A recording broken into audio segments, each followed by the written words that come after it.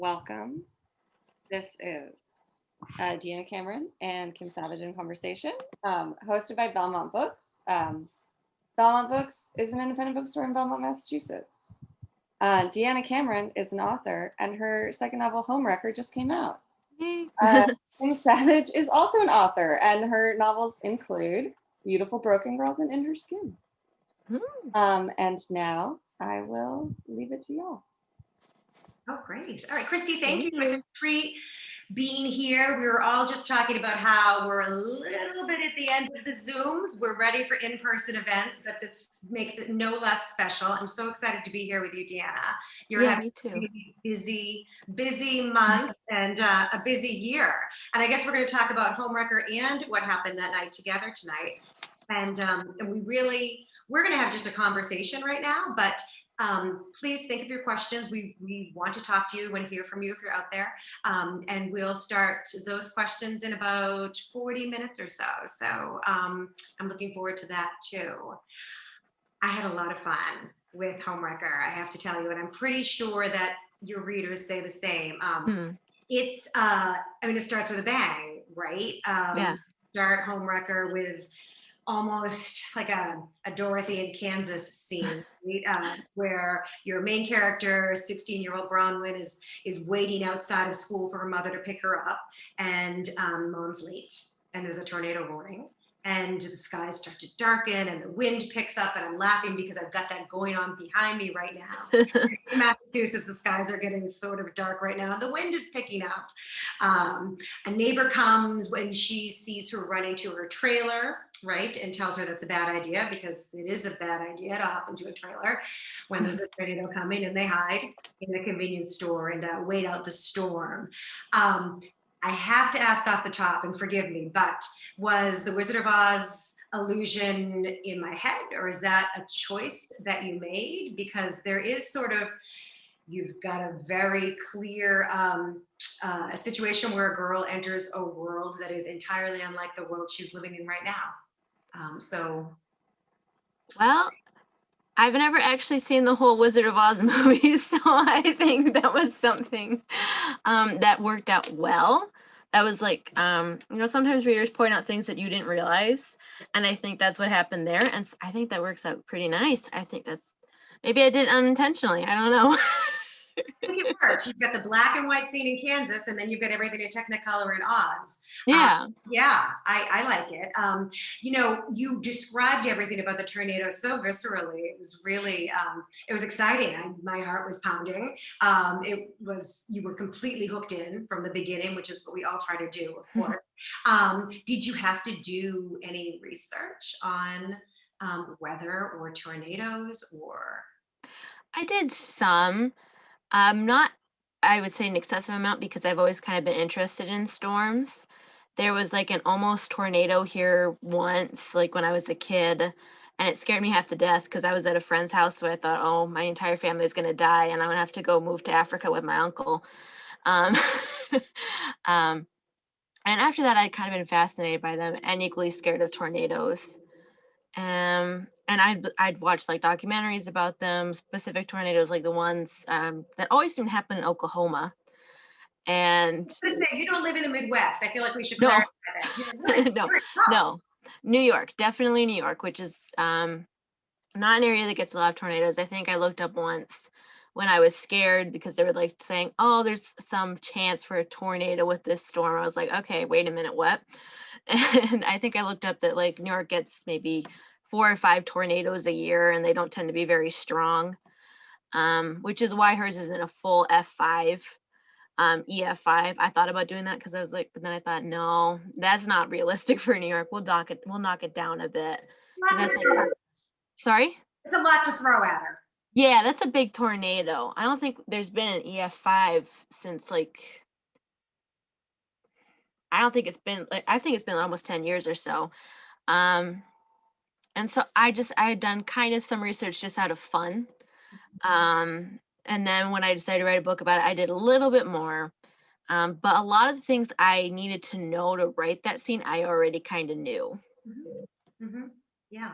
I mean, it really sort of hits the nail on the head with giving your main character, your protagonist, something that they can that they have to deal with, some conflict right away. It was exciting for sure. I Thank you. still think that you were subliminally writing the Wizard of Oz.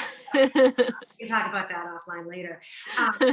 Along the lines of sort of what you intended, I guess, and what you didn't intend, what just sort of happened organically. I mean, this is Homewrecker is billed as a thriller, right? I guess that's accurate. But to me, it really is. It's a little bit of mystery, but it's also a lot of family dynamics. There's Mhm. a small bit of romance, not a lot. It's definitely a coming of age. I think that's accurate. And I mean, talk to me a little bit about genre and sort of what your intentions were when you started writing this. Well, I normally never intend to write mystery. I guess it kind of comes back to what happened that night. What happened that night was not meant to be a mystery novel at all. It was just meant to be more about, what happens after the mystery. Normally that's when the credits roll and it's like happily ever after for some people, and then everyone else had their life shattered. What happens there? And then that turned inadvertently into a mystery because people kept guessing that there was more to the story. And I was like, no, I don't, no, there wasn't. I was just, okay, well, if you want more, okay, here we go. Um, and then with Homewrecker, I wanted to veer into that a little bit more.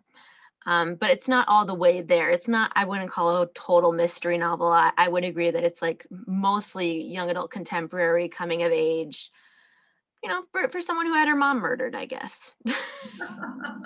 Yeah, that can be a seminal moment for Yeah. sure. I hear you. It's so funny. I'm just laughing because it's very clear to me why they paired us to talk about our novels, because I'm super interested in the after. My first book was After the Woods, and it was all about after an abduction and sort of how that shaped the girl's experiences, and she was finding out what really happened after the woods that day. Yeah. Sometimes that's so much more interesting Hmm. than the actual event, and the really really dark stuff. And I do want to get to that. I'm making notes for myself, by the way, as I want to come back to the dark stuff. But still, along the lines of process, now in Homewrecker, I know. Well, when I was writing In Her Skin, I was writing a character who's a con artist, and I had to get to how she became a con artist, and she had this incredibly rich backstory. Hmm. So I ended up having to write that backstory before I started the novel. And in the case of Homewrecker, for sure, much of what shapes her character happened in the before, right? Before the tornado, before she moved in with the senator's family, or I should say her dad, before her mother went missing. And she was a caretaker for sure during that time, right? So there were all of these things that sort of shaped her personality. And it's a lot. Like I sort of wondered how much you actually wrote her backstory. And you can say none of it. Nobody's going to ding you on process for sure. But it felt like you did, because her character was so finely shaped and so richly shaped. Um, I just wrote flashbacks. I did an outline for the book, but honestly, it had never really occurred to me until you just mentioned it now to write the backstory itself instead or first. That's a technique I've never heard of. I think that's actually really interesting. And it's probably a good way to build a lot of character and backstory and development. So that's really neat. I'd never heard of that before. Well, it sounds like if you did not do that, then you were sort of, you understood for sure the character of Bronwyn Hmm. um, very intimately, because you can't write that way without understanding them. So I guess now, without getting too personal, I wonder if there are some autobiographical elements in her character, or even in Clara, in what happened that night, even if it's not incredibly obvious. Like, Hmm. I mean, I get the crazy questions that we all do, especially when your book is billed a thriller or a mystery. Were you chased in the woods by a sociopath, or were you a con artist? No, no, but you're always tapping something, right? If Yeah. you're tapping a feeling of being an outsider, or you're tapping sort of that sense of being a bystander, being able to slip into somebody else's skin. I mean, were there certain elements of their um, characters that you identified with? Um, Not to that extreme. Like you said, a lot of people kind of assume that books are almost autobiographical or Yeah. autobiographical, however you pronounce that word. Uh, so I've had people go, "Did this happen to you or did that happen?" I'm like, no, no. I had good parents. Nothing bad ever really happened to me. Um, So it wasn't anything like that. I think what I prefer to do instead is I prefer to write someone totally different from me for my personality, maybe not necessarily my personality, but my circumstances. I didn't, no one in my family is involved with drugs. I was never, hurt or violated or anything like that. I've never had anyone in my family murdered or things like that. Instead, I found it more interesting to write about experiences I never had, maybe once I'd researched, watched documentaries about. I think that's more interesting than anything I could put out, because mine would be, okay, Deanna woke up, she made herself breakfast, she did homework, she went to work, and then she went to bed. So it wouldn't be a very interesting story, but like, little aspects of their personality, I guess. She likes gardening. That was something I put in because I thought, oh, there aren't a lot of protagonists that like gardening at her age. And I thought it matched with her caretaking, kind of personality. And I didn't think they'd have the money to support a pet or anything like that. So I thought, there's little things like that, but not necessarily their backstories. You know what's nice about that too is I find those to be sort of quieter qualities that you can give somebody when you've got such a dramatic thing happen to them. Mhm. It's a really nice balance. And I think that's why this feels so much like a story about a coming of age story. Yeah. And it's fun to watch how she sort of manages to fit into the family dynamic. So that darkness that happens throughout the novel, and I'm not giving anything away by saying that that her mother is missing for a reason. Right. It was about her finding out why and how.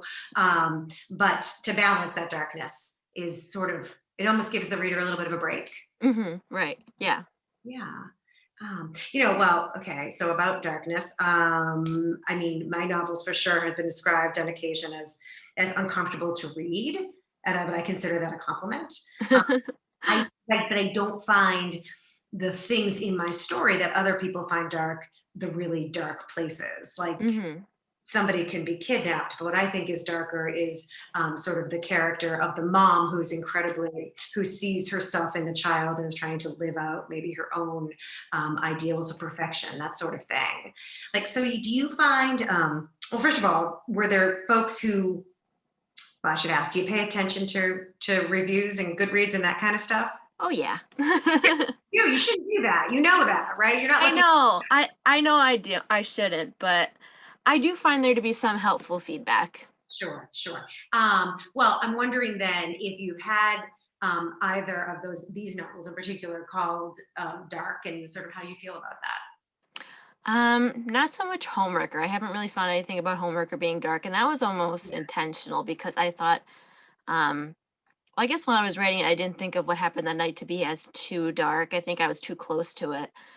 But after people had described it as kind of dark, and there was one review that kind of stuck out to me where it was said like it feels dark to make a point. And I was like, okay, I agree with that. It was trying to make a point, but I also understand how reading something so like emotionally draining, sometimes that's really hard. And so I decided that this book, I wanted it to be a little lighter. I wanted it to, kind of contrast what happened that night. I like what happened that night. I wouldn't really change much about it. I think it worked out well for the story I wanted to tell, but I didn't want to tell that story again. I didn't want it to be so dark and so grim all the time. I wanted it to, I wanted a little happier. Mhm.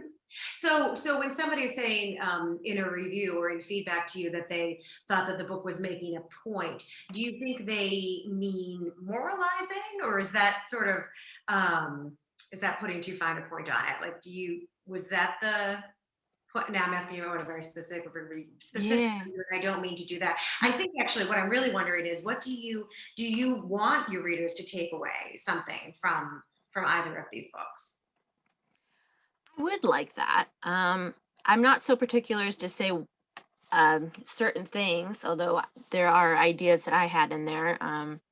One for what happened at night was mostly readers had pointed it out to me. I didn't realize I was doing it at the time, but it was more about like masks, before we had to wear them. Yep. Um, it was how people are not always who they seem to be.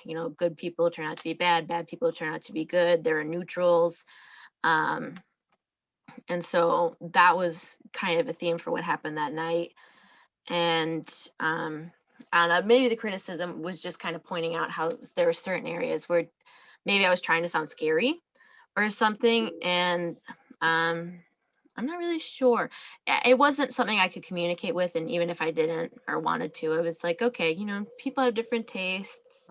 And, maybe this is, helpful criticism. I don't want to ever seem like I'm trying to be, I don't know, like a cheap horror movie slasher where you're just adding the gallons of blood just to, make people squeamish. Um, with Homewrecker, it was more about I wanted others to take away. I'm not sure what I wanted. I remembered it at the time, but it's been a minute. um, You can take all the time you need. And it doesn't have to be anything. I mean, I can firmly say that I don't write to moralize. I don't write toward to teach anything, because I think yeah. you get in trouble there. My Mhm. job is to tell a story, and Right. usually to explore a subject that fascinates me. Sometimes it's ripped from the headlines, or sometimes it's just something as simple as, what would happen if you sacrificed yourself for your best friend, or like you're thinking about an impulse maybe that you had at a certain age. Right. And then you want to explore it in a story form. What would happen if I created a character who actually did that? Yeah. You throw things at them, sometimes a tornado, sometimes a path chasing them in the woods. Right. So See, all sorts of things can happen. not the parents, because everyone knows they're marginalized in YA anyway. About that, did you always think that you would write YA, or so-called YA? Yeah. I guess that's not quite true. I've never written anything else. I've been writing young adult since I was probably 12, Yeah. before I would even qualify for young adult. And there have been a couple of times I think I tried sci-fi once, fantasy, adult fiction. And maybe the reason adult fiction didn't work out was because I was like 15. But um Can't think of any examples where anyone has done that successful or done that at all. Yeah, no, I'm with yeah, you. I think we're probably. maybe in another 15 years we'll give it a shot or something. But all those attempts never really worked out for me. I don't know, maybe if I'd stuck with it longer or tried it at a later age when I was more experienced, knew more about writing. But by the time I felt that way, wanted to stick with young adults. So, I mean, I'm 25, so maybe in 30 years or so, I'll be like, okay, I'm tired of writing about teenagers and I'll find something else. Well, we know those labels don't really mean anything anyway, and everyone Yeah. reads everything, should read everything. But I think there's something to that. If you've tried writing in so many different genres, I think maybe that's why it's kind of hard to classify Homewrecker or What Happened That Night, because you've got a little bit of a lot of different genres in there, which is cool, which makes it transcend genres, which is interesting. And Yeah. yeah, it's satisfying, more satisfying for me to read, for sure. Thank you. So we touched it a little bit on how young you were when you started writing, and we all wrote books when we were little kids and made them with construction paper and put staples up the side, said every author ever, right? That's always the story. But you really were writing as a preteen, a tween, right? Mhm. When did you start writing on Wattpad? I want to hear so much more about, and I think we all want to hear about how you went from Wattpad on the screen to the physical form of your book, which I have over there, and I can't get even visualize it. Yeah, tell us Um, what happened. so I started writing, like I said, when I was 12, and maybe within that year, I decided I wanted to start posting things online because I was into lost fan fiction. And I realized, oh, well, if these people can post what they wrote online, I can post what I want online. At the time, if Wattpad was around, it was so early in the development that when I Googled like online writing websites, I didn't see it. So I actually went to a different website. It's still around. I won't say what it is, but it was like a really bad website. um, it was good for making friends. I've still got some of the friends I made on that website, which I think is really cool because it's been like 13 years and we're still in touch. Um, but it had problems with plagiarism because you could literally copy and paste stories. And there really wasn't many administrators. There are so many people at Wattpad. You email somebody and say, hey, this is going on, and you got like 5 people emailing you back. With this website, you say, hey, this is going on, and you don't get response for weeks. So eventually everyone was like, okay, well, I'm not staying here. I'm going over to this new up and coming website called Wattpad. And I was like, okay, well, I don't want to get left behind. I'm going too. So that was how I ended up at Wattpad. I don't remember what year that was. My profile says I joined 9 years ago, but I don't think that was the first profile I made. So I think I've been there for maybe 11-ish years, 10, 11 years. And then I posted on there for a really long time, like everyone else. I wouldn't say that I was popular by any means. A lot of stories on there, for instance, like the kissing booth. People know that from the Netflix movie. That one had, I remember that one being everywhere. Everyone was reading it. It had millions of reads. I wasn't like that. I was that one person who was like, oh, I got 2,000 reads on my one story that's been there for 5 years. And that's pretty common. Not everybody breaks out right away. But then, I started writing What Happened That Night. And that was the one that kind of took off. That was the story that kind of caught people's attention. And I started doing that one maybe 8 years. No, that's not right. Several years after starting Wattpad. So it does take a while. That's something people ask me, how do I get published and famous right away? Well, I don't know. It took me like 7 years. And so after that happened, I had people reaching out to me from Wattpad asking, hey, can we talk to you? Can you give us your phone number? And I'm like, who are you? Is this a scam? I honestly thought it was a scam at first because I had never had anyone contact me from a website before. I was like, oh, someone's totally messing with me, right? And then I emailed another friend. I was like, is this person for real? And she's like, oh no, they're for real. Go answer them. And so that was how it turned out. They asked me if I wanted to join the STARS program, which is a program Wattpad offers. They recruit authors, and what they'll do is they'll reach out to companies on their behalf, advertising their work essentially. So with me, it was What Happened That Night, and they're like, okay, we're gonna see if we can send it out to third-party publishers, and we're gonna do that on your behalf. And that was kind of how it started. A couple years later, they approached me again and they're like, okay, so we're starting this new thing. It's called Wattpad Books.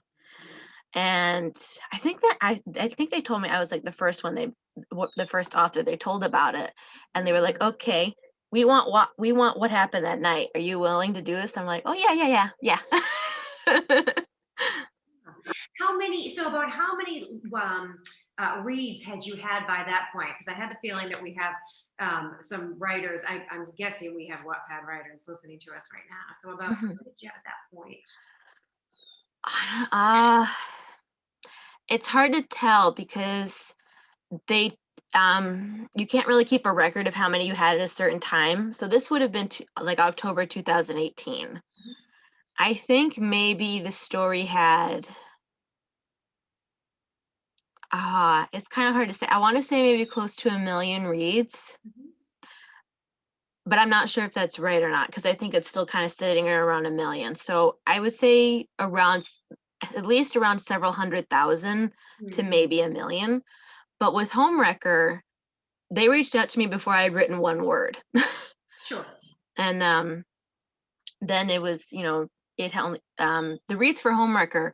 I posted Homewrecker years after I did What Happened That Night. So what happens if you kind of do something like that? You tend to lose some of your readers because, it's been years, they're not on the website anymore. They're busy. They've forgotten who you are. So you kind of have to start from scratch again. So I wouldn't say that Homewrecker was popular either for a long time. It's now starting to pick up because it's been published.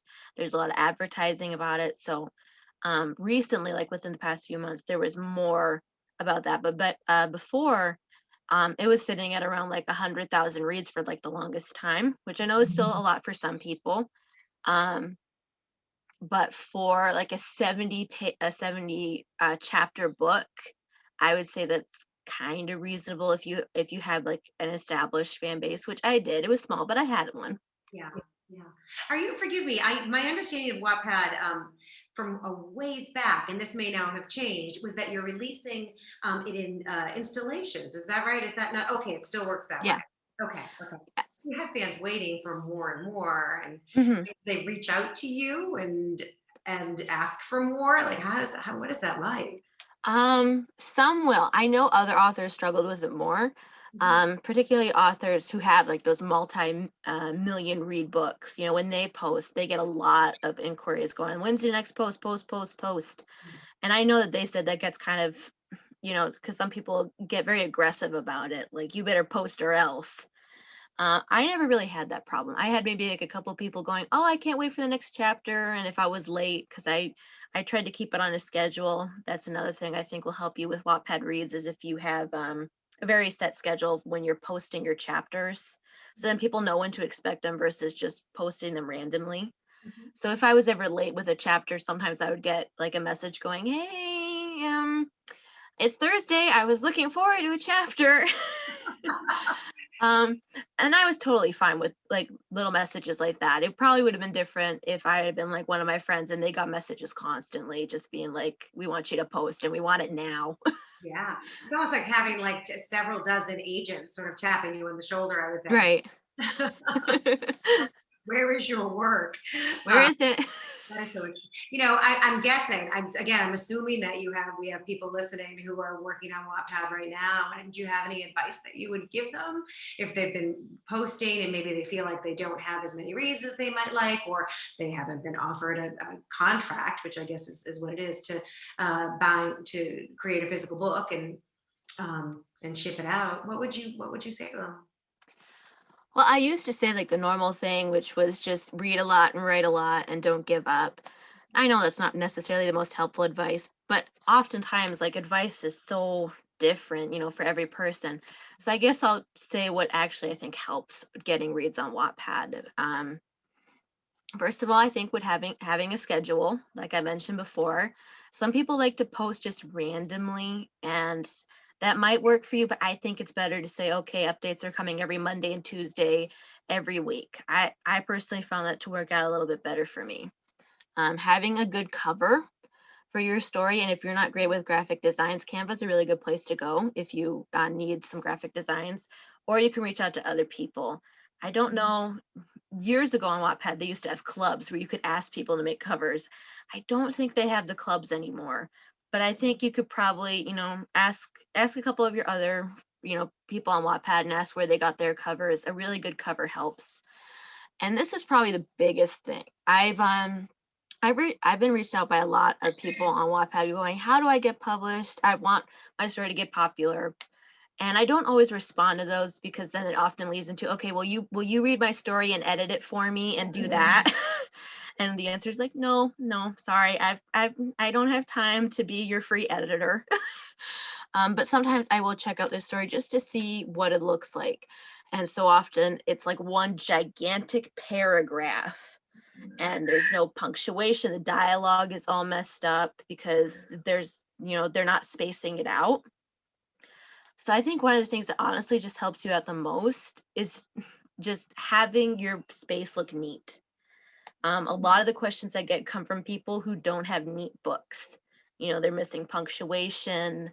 Like I said, the big paragraph, that's a really bad thing. You don't want the big paragraph because that just confuses everybody.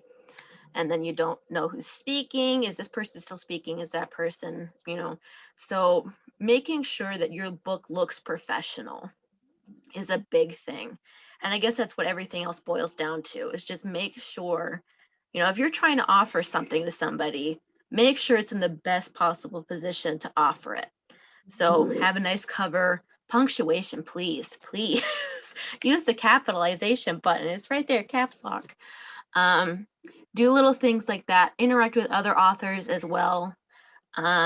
You might not be able to, I remember being a little guy wanting all the big authors to be my best friend, and I'd leave a message going, hi, you want to be friends? And I wouldn't get anything back because, they get so many messages a day. But maybe just reaching out to other authors, not even just necessarily like the big popular ones, but, the ones with little reads too, like yourself. That's how you build like really good friendships. like I said, I've got some friendships from like 13 years ago, and it's so neat because we started out as little guys, and now I'm published. Some of my friends are getting published, some of my friends are getting movie and TV deals. And so that's really fun to be able to say, I knew you when. Mhm. So just, keeping up appearances with your friends, other writers, and with your book, I would say helps a lot in getting noticed and getting reads. I think I would be nervous too about that person who's sort of offering you to or asking you to look at their stuff, because that, they need to be careful about plagiarism too, or Right. using their, not that you would take their stuff, but you've got to be incredibly careful with your ideas. Yes, Um, definitely. Don't just hand them out to anybody. so presumably you're working on something now. Can you talk about what you're working on Oh next? yeah, I can. Um, I've only started 2 chapters so far, and that was a while ago because I needed it for an English project. I haven't mentioned that you are still in college, by the way. Yes. I'm still in college, just wrapped up maybe like a month-ish ago, for that semester anyway. And I'm an English major, so of course there's a lot of English homework. And the final was, okay, you can either do all this, there was a bunch of options, or you can write a poem and 2 chapters of a book. And I was like, I know how to do that one. I'm gonna do that one. Um, so it is more of a murder mystery. I think a lot of people had pointed out that Homewrecker, it is more of a young adult contemporary with the someone who happened to experience murder, not necessarily so much a murder mystery. A lot of people did guess the killer. I'm willing to admit that. You know, that was kind of my point, though. I didn't want it to be like a super hidden thing because that's not always the case. Sometimes it's like, I I know mean, who did it. It's him. he intended it. Yeah. Yeah. Yeah. It's not always a mystery who done it. Sometimes it's like, no, I know it's him, and I'm just waiting for you to figure it out now. Okay. With this next one, there's going to be a lot of suspects, which I'm really excited to do that.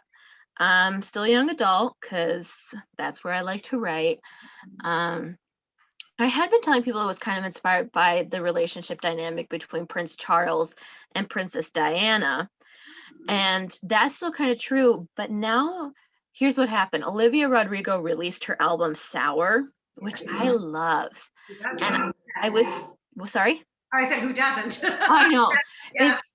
It's so good. I love it. And I was so interested by that dynamic between her and the supposed other two, which would be Joshua Bassett and Sabrina Carpenter. Also And not a spoiler. what? Not a Sorry. spoiler also, yes. Oh yeah. Oh, sorry guys. Yeah, I'm sure you've shocked somebody. Yes. Oh, I bet.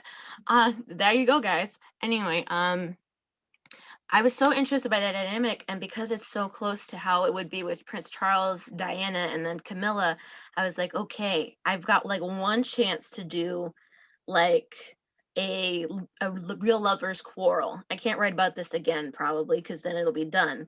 So now it's also kind of inspired by that. There's a songwriter, which scares me because that means I have to know how to write songs. So I'm gonna have to figure that out. Hopefully it doesn't suck. Hopefully the songs don't suck. I think it's harder to read songs than it is to hear them. Um, but it's kind of inspired by that. It's inspired a little bit by family vloggers. There's been a lot of talk about what is called sharenting, where you share everything about your children. And Yes. that's become, yeah, it's a big topic right now. So I was like, I also kind of want to play around with that.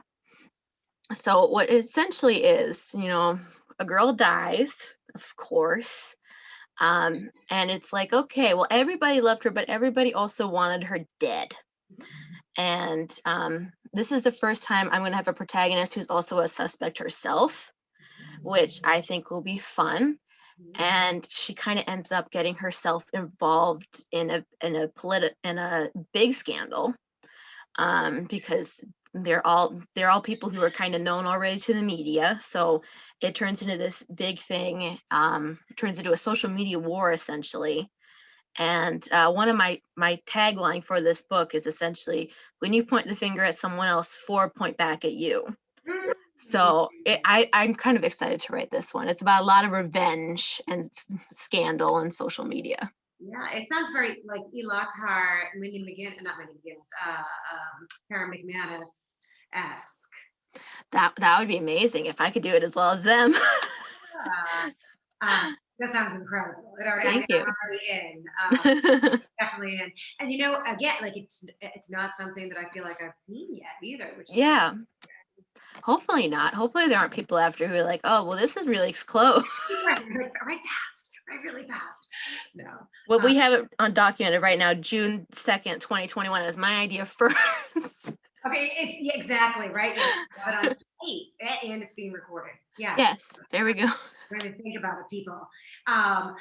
We're coming close to the time when we were going to open it up to Q&A.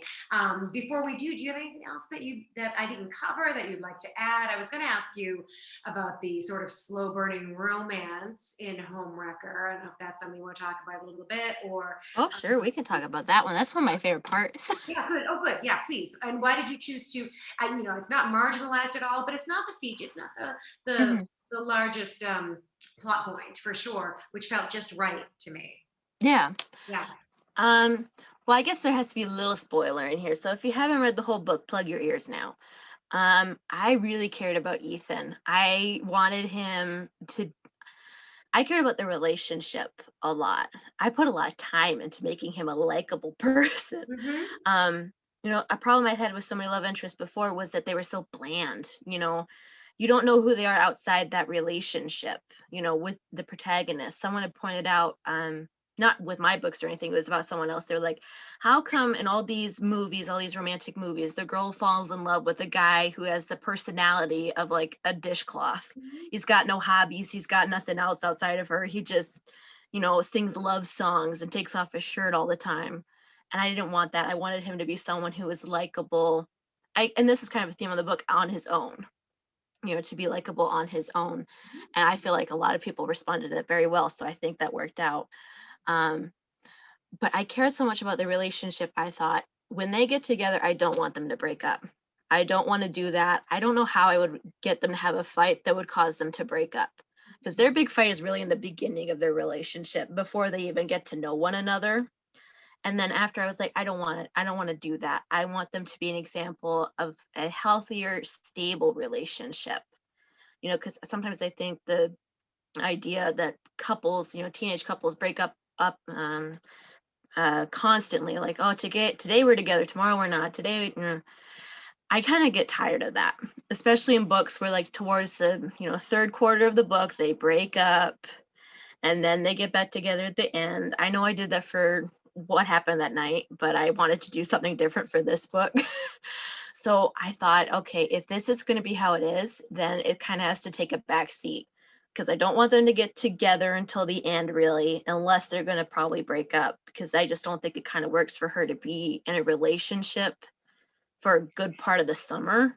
I just didn't think that made much sense. So it was like, okay, it was more focused on their friendship too, because I wanted to really do that friends to lovers thing. It's so satisfying. I mean, Yeah.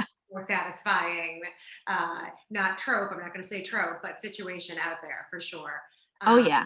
yeah. Well, it's a nice way too to sort of gauge how she's growing emotionally and sort of Hmm. she interacts with him. Yeah. Another thing was also the Kingston relationship she had. A big thing I did not want to do is, I did not want her to cheat. That was something I did not want to have happen, because it kind of gets romanticized in books, where if you cheat on someone you're with, but with someone else you really love or you're really attracted to, then it's okay, I guess. There's kind of like a mixed narrative or response to cheating. When, like, Ross does it to Rachel on Friends, it's not okay. But when Ross kisses Rachel when he's with Julie, that is okay. You Yeah. know, Yeah. I didn't really want to do that. I was like, if she's entertaining the idea of a relationship with Kingston, she can't be entertaining the idea of a relationship with Ethan. And then I didn't want her to just hop guys right away. I kind of wanted her to really evaluate, is this someone I'm actually interested in long term? Hmm. Hmm. Yeah. You can't lose the reader. It's such a careful balance, right? You can't, Mhm, right. you know, not piss them off, but they need to they need to believe in what the character is doing, and if she's really growing emotionally, like, would she actually do that? Yeah. Yeah. I mean, for that couple, like I said, I cared a lot about their relationship, and I would hate it if it started with one of them cheating. Like that would just be not where I would want them to start, because I'd always wanted them to be a really healthy example of a teenage relationship. Mhm. Yeah. Christy, I don't know if you're still out there, but should we go ahead and move to our questions? Hi, yeah, thank you guys so much. What a great conversation. So yeah, we'll open it up to any questions from attendees. You can go ahead and put questions in the question box. You know, I was so glad, Kim, to hear you ask Deanna about the kind of romance element. I'm so interested in kind of like how you're playing with genres in your work. So we have a question. Um, from based on, I believe, your shout out to Sour, the the instantly iconic Sour. For both What Happened That Night and Homewrecker, was there an album or song that you listened to the most while writing? And what song off Sour would you say represents what happened that night in Homewrecker? Well, there was actually for Homewrecker, I listened to a lot of Lover, the Taylor Swift's album. It had come out just around the time I was writing What Happened, our Homewrecker. So even songs that didn't fit the book, like You Need to Calm Down, that doesn't fit Homewrecker, but I listened to it a lot as I was writing it. I do think the one song from Homewrecker, or the one song from Homewrecker, I wrote a whole album already. That would be impressive. Right, just now. The one song from Lover for Homewrecker, I think, would be It's Nice to Have a Friend. I think that really fits the book. And then with What Happened That Night, what did I listen to? I think I listened to like a lot of her second album, Fearless, Taylor Swift's. I listen to like mostly Taylor Swift and Olivia Rodrigo now. I think that was what I listened to a lot, but it's been so long since I wrote What Happened That Night. I can't remember a lot of the songs I listened to then, because that was like 2015, 16. But a lot of Fearless was kind of in my rating for What Happened That Night. The song Untouchable actually was one that inspired Clara's crush on Griffin before everything happens. That was like kind of what fueled that a little bit. And then what was the other half of the question? Let me look. Oh yeah, and what songs from Sour would represent what happened that night in Homewrecker? This is a Oh, it's Austin. I didn't realize it was Austin's. Hey, Austin. Hello, Austin. What song was Sour would represent Homewrecker and What Happened That Night? Oh, see, I've been mostly listening to Sour when planning my next book, so I hadn't even thought about it for What Happened That Night in Homewrecker. I'm sure there's one that fits What Happened That Night. Oh, what are the songs from it? Let me look at the album real fast. track list. I gotta look at the track list real fast. I know it's not Driver's License, The pressure. although I love that one. Let's see. For What Happened That Night, it's probably Favorite Crime. I think that kind of describes it a lot. Not exactly, of course, because I'm sure Olivia Rodrigo isn't describing a similar dynamic that I would imagine it. I would kind of imagine that being a song, like if Claire was an artist, that she would sing to Griffin. But I don't think Olivia Rodrigo is singing that to a Griffin in her life. I think she's, again, singing it to Joshua Bassett, who probably, I would hope, didn't do something, something like that. Well versed on the drama. Right. I'm paying it. I'm actually so happy because I was a fan of Olivia Rodrigo's years before. I remember her when she was in that American Girl movie. Like, early adopter of everything. Wattpad, Olivia Rodrigo. I was just going to say, You Need to Calm Down feels like one you would listen to with your work in progress. Yeah. It was just such a nice bop. And it was, I think, like the second song she released, because first there was Me, then You Need to Calm Down. And so I was like, well, I've only got 2 songs from the album to listen to right now. It's got to be this one. It was so good. And then there was a lot of The Architect as well after that one. For Homewrecker, what would it be? I don't know. Maybe Brutal. It might be Brutal, but I'm not looking at the lyrics right now. But it might be that one. And do you find that the music that you listen to like impacts your writing at all, or do they kind of exist on different planes for you? Sometimes I wouldn't say that I pick music that describes my book well or that fits the tone, or maybe Yeah. the music itself, like the instrumental part, maybe that'll fit the tone, but not necessarily the lyrics. Like I said, you need to calm down. That's like a pride song, right? Mhm. But there's not like my character's straight, so it wasn't applicable to that. But I just love listening to it. Um, I listen to mostly more indie songs, more like acoustic versions actually, which Mhm. surprised me. Why I was like so into "You Need to Calm Down" because that's normally a way louder song than I would listen to while writing. Because if it's very loud, I get distracted and I'm just like bopping to it, and I'm like, oh, I'm not even writing now. Now I'm saying you got to get off my gown. It works um, its way into the text. Sorry. It works its way into the text. Right, and then I just start writing it. There was this one scene with in Homewrecker where they're dancing at the wedding, and I can't list the song lyrics for copyright reasons, but they're definitely listening to Dancing Queen by ABBA. And so that's what I was listening to, and I thought that would distract me, but it actually really helped because now I was kind of in a similar environment. But for Yeah. the most part, I just kind of listen to like little quiet songs that are almost like background music, which is why Taylor Swift's 2 new albums are going to be great for the next book. You already got it plotted. Oh, oh yeah, her 2 albums have inspired this book so much. The next one, I made like graphics about all the quotes I thought were, the from the lyrics, that just little pieces. I was like, oh, yep, there we go. That's the inspiration right there. That's great. Yeah, that's cool. So we'll give it a minute, see if any other attendees have any questions. How cool to get kind of taken on a little musical journey as well, because I think that kind of the atmosphere of writing is so interesting to learn about as well. And when you get the chance to talk to an author, Right. everyone is kind of seeking a different environment for their creation. Yeah, sometimes I blame the music when I get writer's block. I was like, oh, I was just listening to the wrong song. That's it. It's not me. I was listening to the wrong song. Yeah, that's the part of the ritual of breaking it. Yeah. Yeah. Well, so yes, another question. Yes. Okay. Did you find yourself inspired? Okay, Anthony, in case you know, you're a questioner.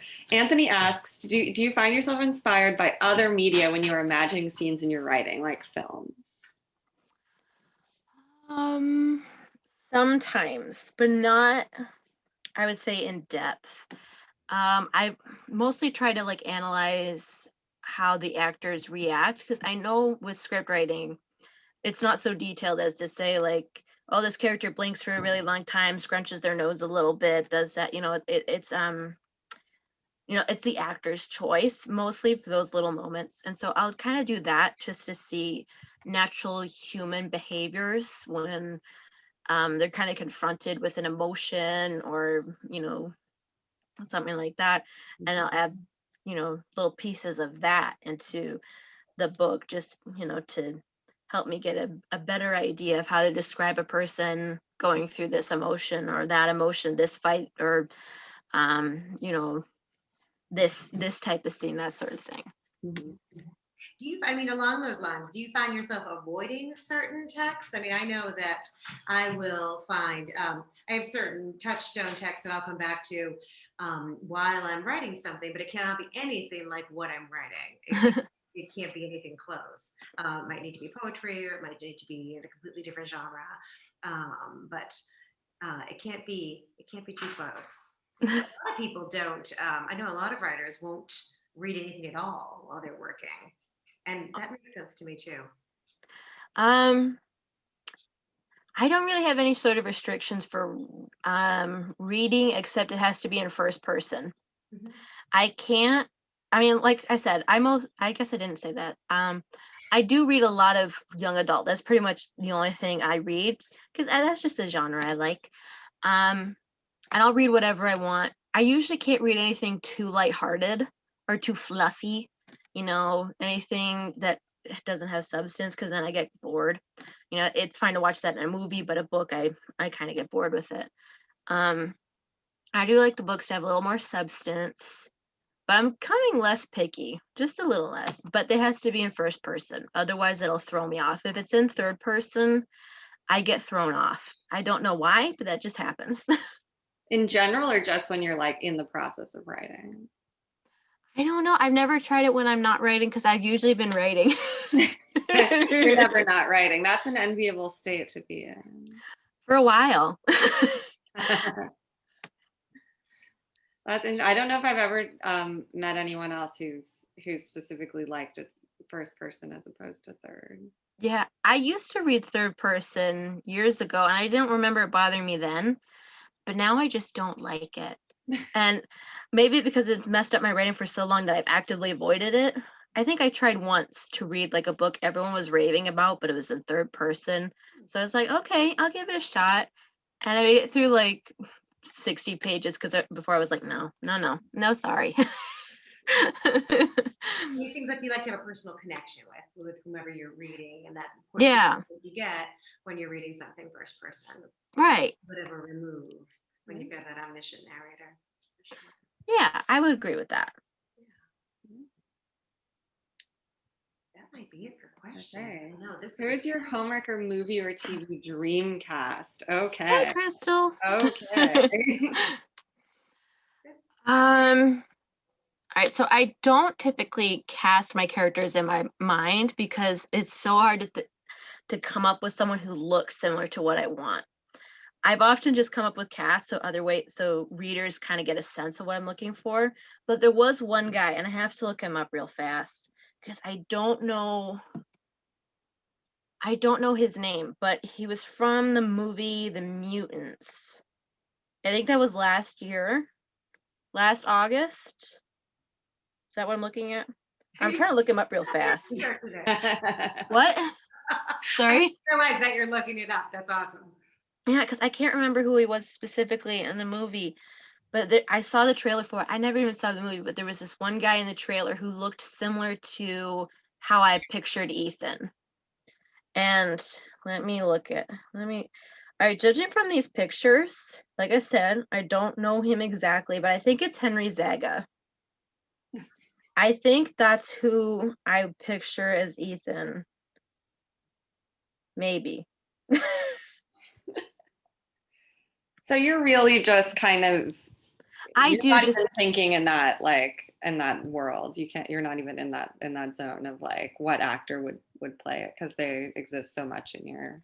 Yeah, at the last website I was on, you might remember me mentioning that it was a big thing to do casts. You know, you would post pictures of them in a separate story, I guess, and you would call it, you know, my book's cast or whatever, the cast for this book, and you would see pictures for them. That was a big thing, and it was like a big way to get a little more, you know, readers. And so I did that a couple of times. I was never happy doing it because it took forever to find anybody. And you would like Google, you know, models, you know, teen models, young adult models, and you would get like the same people over and over again that all, I mean, my problem is I associate actors with different, you know, I can't put them in like that mind space, you know, in that spot. A lot of people did like Barbara Pavin, I think her name is. I think she's Dylan Sprouse's girlfriend or fiance. Everyone would have her as their protagonist, and I wouldn't be able to separate her from that as like, you know, this actress or this model. So I have a hard time just coming up with somebody that I can separate from whatever they're known for and putting them in this new role. But like I said, I guess that one guy in the trailer for Mutants kind of looks like how I pictured Ethan. Well, it can be limiting too, right? You can't Yeah.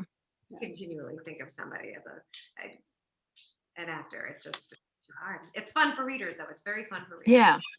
I would be more interested to think who they picture, honestly, because I'm too bad at it. I know them a little too well, I guess, because I'm sure we're all picturing different people, and I've got like a very specific image in my head, and I've never found anyone who like matches that image.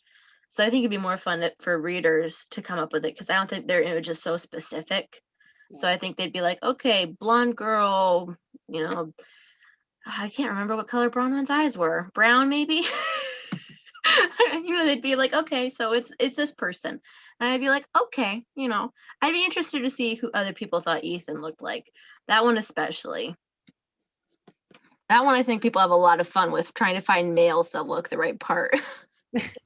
I have a feeling you're going to get a lot of DMs with a lot of suggestions. Of Yeah, I think so.